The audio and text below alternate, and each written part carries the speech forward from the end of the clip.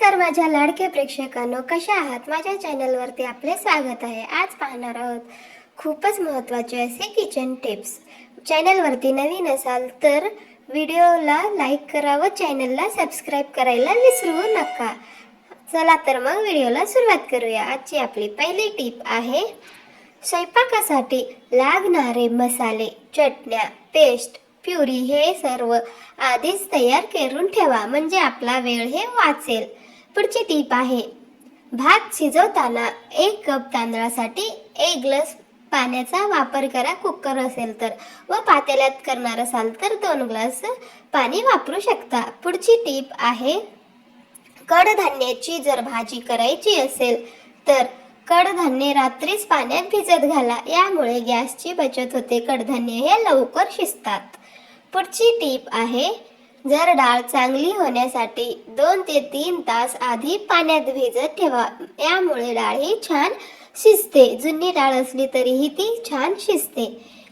पुढची टीप आहे स्वयंपाक करायला सुरुवात करण्यापूर्वीच एका भांड्यात आपण पाणी हे गरम करून ठेवावे. पुलाव, खिचडी किंवा भाज्याची ग्रेव्ही तयार करताना आपण हे गरम पाणी वापरावे. थंड पाणी वापरलं तर चव बिघडते, त्यामुळे ते शिजवण्यासाठी वेळ पण कमी लागतो गरम पाणी जर आपण वापरलं तर. आपली पुढची टीप आहे लाल मिरची दळायला देण्यापूर्वी तिला मोहरीच्या तेलाचा हात लावावा. वर्षभर लाल रंग राहतो. तुम्हाला कुठली टीप आवडली कमेंट बॉक्समध्ये नक्की सांगा.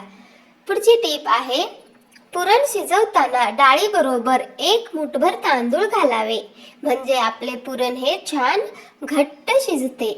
पुढची टीप आहे पुरणाची, गुळाची किंवा सांज्याची किंवा खव्याची पोळी करत असताना पोळीच्या कणकेमध्ये किंचित सोडा घालावा, यामुळे आपल्या पोळ्या हे हलक्या होतात. पुढची टीप आहे शिरा करताना रवा हे निम्मा भाजल्यानंतरच ओला नारळाचा चव घालून पुन्हा भाजावा, यामुळे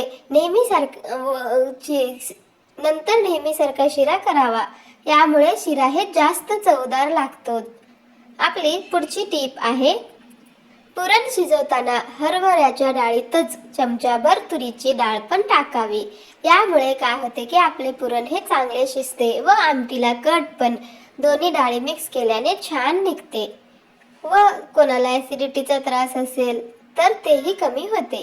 पुढची टीप आहे गोड पदार्थासाठी बदाम चिरून टाकायचे असतील तर ते आधी पाण्यात भिजत ठेवा, ज्यामुळे ते सोलणे आणि चिरणे खूप सोपे जाते. आपली पुढची टीप आहे लाकडी चॉपिंग बोर्ड वापरल्यास फळं आणि भाज्या चिरताना चाकूची धार ही कमी होणार नाही, त्यामुळे नेहमी लाकडाचाच चॉपिंग बोर्ड वापरावा. पुढची टीप आहे सुका मेवा चॉप करताना तो काही तास फ्रीजमध्ये ठेवा आणि चाकू गरम पाण्याने धुवून घ्या, यामुळे तो पटकन चिरला जाईल. पुढची टीप आहे टोमॅटो चिरल्यावर त्याचा देठ आणि त्यातील जे बिया आहेत ते बाजूला करा. पुढची टीप आहे अनारसा तळताना जाळी येत नसेल तर खसखसीमध्ये थोडेसे साखर टाकून अनारसे थापा, यामुळे अनारशाला हे खूप छान प्रकारे जाळी येते. इथपर्यंत व्हिडिओ पाहिला असाल तर सबस्क्राईब करायला विसरू नका. तसेच कुठली टिप आवडली आहे कमेंट बॉक्समध्ये नक्कीच सांगा. पुढची टीप आहे आल्या लसणाची पेस्ट तयार करताना नेहमी त्यात लसूण जास्त आणि आलं थोडंसं वापरलं पाहिजे. आपली पुढची टीप आहे ग्रेव्ही तयार करताना प्युरी परतल्यावर त्यात आधी मसाले टाकून परतून घ्यावे. मसाल्याला छान प्रकारे तेल सुटलं की मगच भाज्या अथवा इतर साहित्य त्यात टाकावे, म्हणजे आपलं पदार्थ छान होते. आपली पुढची टीप आहे भाजीचा रस्स्यात मीठ जर जास्त पडलं तर त्यात उकडलेला बटाटा टाकावा. 5 मिनिटांनी बटाटा काढून टाकावा. बटाटा खारटपणा शोषून घेतो आणि आपल्या भाजीचा अथवा रस्स्याचा पेस्ट हे छान होते. आपली पुढची टीप आहे शिळा भात जर उरला असेल तर त्याला फोडणी द्या आणि फोडणीचा भात तयार करा. शिळा भात हे वेस्ट करू नका. आपली पुढची टीप आहे कढईमध्ये पनीर टाकण्यापूर्वी 5 ते 10 मिनिटे ते कोमट पाण्यात बुडवून ठेवा, म्हणजे पनीर हे छान नरम होईल. आपली पुढची टीप आहे जर आपले किचन सिंक तुंबलं असेल तर ते मोकळं करण्यासाठी त्यात तुम्ही विनेगर टाकू शकता, विनेगर व सोडाही टाकू शकता। आपली पुढची टीप आहे किचन टाईल्सवर जुने डाग काढण्यासाठी त्या ठिकाणी तुम्ही थोडंसं लिंबाचा रस लावा आणि 15 मिनिट तसंच ठेवून नंतर कापडाने स्वच्छ करा। टाईल्सवरील सर्व डाग हे निघून जातील। पुढची टीप आहे फ्रीज स्वच्छ करण्यासाठी मायक्रोफायबर कापडाने फ्रीज हे स्वच्छ करा, ज्यामुळे फ्रीजला हे चिरे पडणार नाहीत, कुठलेही स्क्रॅचेस पडणार नाहीत। आपली पुढची टीप आहे आठवड्यातून एकदा हे चॉपिंग बोर्ड विनेगर लावून स्वच्छ करा। विनेगर लावल्याने चॉपिंग बोर्डवर जे काही काळे डाग असतील ते निघून जातील। पुढची टीप आहे चाकू आणि धारदार वस्तू नेहमीच एका ठिकाणी ठेवा। जर तुम्ही या वस्तू पाणी असलेल्या ठिकाणी ठेवल्या तर ते गंज पकडू शकतात व खराब होऊ शकतात। आपली पुढची टीप आहे किचनमध्ये जर दुर्गंधी येऊ नये यासाठी किचनची लादी अथवा टाइल्स पुसताना त्यात थोडंसं जाडे मीठ टाका, तसेच तुम्ही त्यामध्ये थोडासा सोडाही टाकू शकता। पुरीसाठी कणिक मळत असताना त्यामध्ये 2 चमचे गरम केलेलं तेल टाकावे, यामुळे पुऱ्या छान होतात। इडलीचे पीठ बनवताना त्यात अर्धे कच्चे तांदूळ मिसळायचे, अशाने इडली हे छान नरम होते। पुढची टीप आहे चपाती बनवल्यानंतर ज्या डब्यात चपाती ठेवता त्यात डब्यामध्ये थोडासा आल्याचा एक तुकडा ठेवला तर आपले पोळ्या हे छान नरम राहतात, त्याला वास येणार नाही। आपली पुढची टीप आहे कांदा कापण्याआधी तो 2 भागात कापून घ्या आणि थंड पाण्यात ठेवा, अशाने कांदा हे कापताना आपले डोळे चुरचुरणार नाहीत।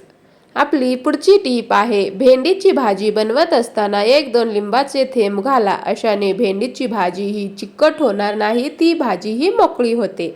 आपली पुढची टीप आहे पुरी किंवा भजे तळत असताना तेलात जर आपण मीठ घातलं तर भज्यामध्ये किंवा पुरीमध्ये तेल हे कमी शोषलं जातं, त्यामुळे आपल्याला तळण्यासाठी तेल हे कमी लागेल।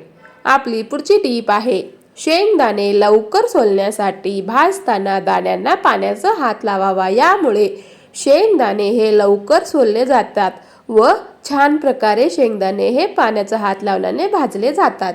आपली पुढची टीप आहे दुधाचे जर गोड पदार्थ शिजवताना त्यामध्ये जायफळ आणि वेलची अगोदरच घातलो तर दूध फाटण्याची शक्यता असते, यासाठी तो पदार्थ थंड झाल्यावर नंतरच वेलची किंवा जायफळची पूड टाकावी, यामुळे आपले दूध हे फाटणार नाही।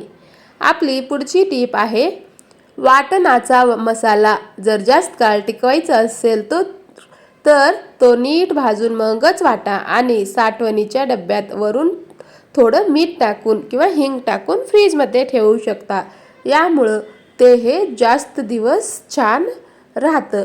तर तुम्हाला हा व्हिडिओ थोडासाही आवडला असेल तर कृपया व्हिडिओला लाईक करायला विसरू नका, सोबतच तुमच्या मित्रपरिवारासोबत शेअर देखील करू शकता। तुम्हाला हा व्हिडिओ आवडला नसेल तर तुम्ही डिसलाईक देखील करू शकता आणि जर तुम्ही चॅनलवरती नवीन असाल तर सबस्क्राईब करायला विसरू नका, सोबतच बेल आयकॉन आहे ते पण प्रेस करू शकता आणि तुम्ही कुठून पाहत आहात ते कॉमेंट बॉक्समध्ये नक्कीच सांगा, जेणेकरून मला समजेल की माझा व्हिडिओ कुठे कुठे पोहोचला आहे, कोण कोण पाहत आहे। आपला मूल्यवान वेळ देऊन व्हिडिओला शेवटपर्यंत पाहिल्यामुळे आपल्या सर्व प्रेक्षकांचे मनापासून धन्यवाद। तर भेटूया अशाच पुढच्या नवीन व्हिडिओमध्ये, तोपर्यंत नमस्कार, हर हर महादेव, सुखी रहा।